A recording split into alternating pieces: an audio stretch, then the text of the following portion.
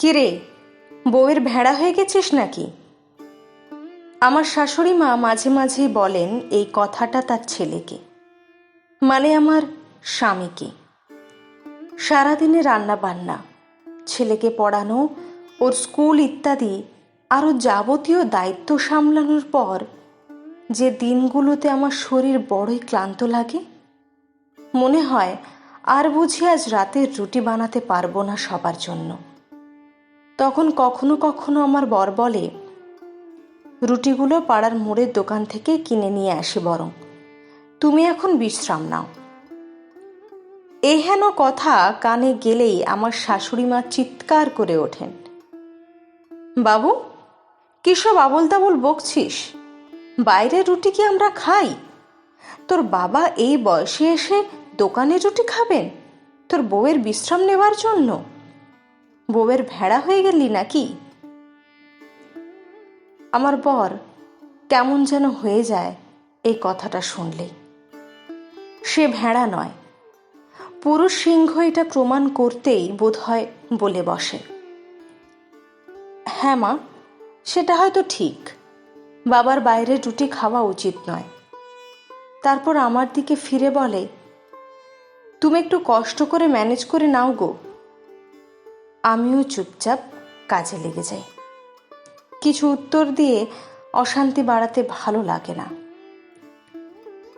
আমার বাপের বাড়ির কোনো প্রয়োজনে যখন সে সাহায্যের হাত বাড়াতে চায়, পাশে থাকতে চায় বৃদ্ধ শ্বশুর শাশুড়ির, তখনও সেটা ভালো চোখে দেখেন না আমার শাশুড়ি। শ্লেষ ভরা গলায় বলেন, শ্বশুর বাড়ির চাকর হয়ে গেলি যে, নিজের ব্যক্তিত্ব খুইয়ে বসিস না। আমার বর আবার কেমন যেন বদলে যায় এরকম কিছু শুনলি। সে শ্বশুর বাড়ির চাকর নয় সেটা প্রমাণ করতেই হয়তো বলে দেয়, আমার দ্বারা হবে না গো ওনাদের হেল্পটা করা, তুমি জানিয়ে দিও। আমিও সম্মতিসূচক ঘাড় নাড়ি চুপচাপ, কারণ ওই একটাই, কিছু উত্তর দিয়ে অশান্তি বাড়াতে ভালো লাগে না। আমার ননদ শিউলির বিয়ে হলো রিসেন্টলি, লাভ ম্যারেজ। ওর বর অনির্বাণ ছেলেটা বড় ভালো, উচ্চ পদে চাকরি করে, ব্যবহারটাও চমৎকার। সেদিন দিরাগমনে এসেছিল ওরা।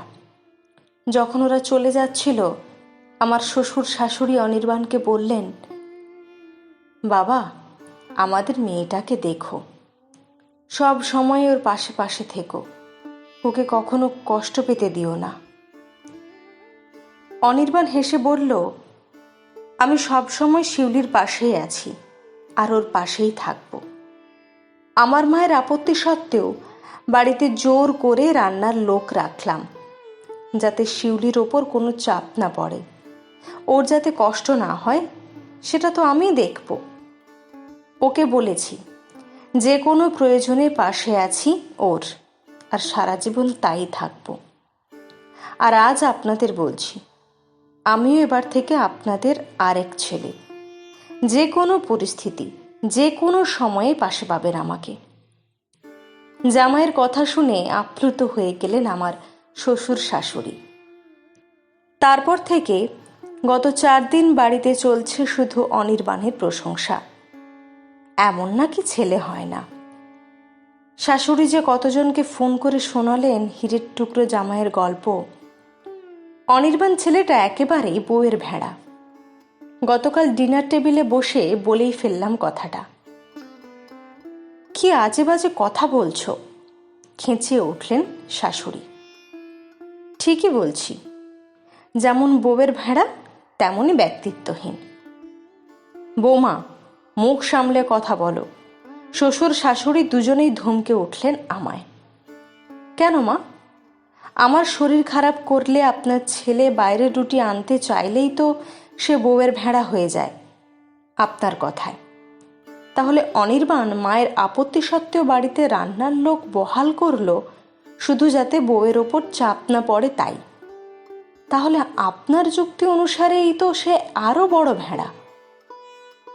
আমার বাবা মাকে কোনো ব্যাপারে আপনার ছেলে সাহায্য করতে গেলেই আপনার মতে সে ব্যক্তিত্বহীন হয়ে যায়, শ্বশুরবাড়ির চাকর হয়ে যায়।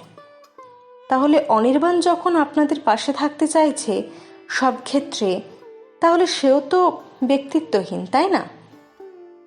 কিন্তু যে যুক্তিতে ছেলেকে ভেড়া বা ব্যক্তিত্বহীন হওয়া থেকে আটকেছেন, সেই একই যুক্তিতে জামাইকে আটকাচ্ছেন না কেন? যে কাজ করলে আপনাদের ছেলেকে কটাক্ষ করেন, সে একই কাজ করলে জামাইকে হীরের টুকরো বলছেন কেন? সবসময় অশান্তির ভয়ে চুপ থাকা আমিও গতকাল মুখ খুললাম। ঝগড়া করিনি, শুধু যুক্তি সাজিয়ে বললাম কয়েকটা কথা, আর নির্বাক করে দিলাম ওনাদের দুজনকে। সেদিন আর কেউ কিছু বললেন না, চুপচাপ খেয়ে উঠে গেলেন। আজ সকালে রান্নাঘর থেকে শুনলাম শাশুড়ি তার ছেলেকে বলছেন, বৌমার শরীর খারাপ করলে রুটিটা এবার থেকে বাইরে থেকেই নিয়ে আসিস। আমার আর কোনো আপত্তি নেই রে। কলমে পল্লবী সেনগুপ্ত।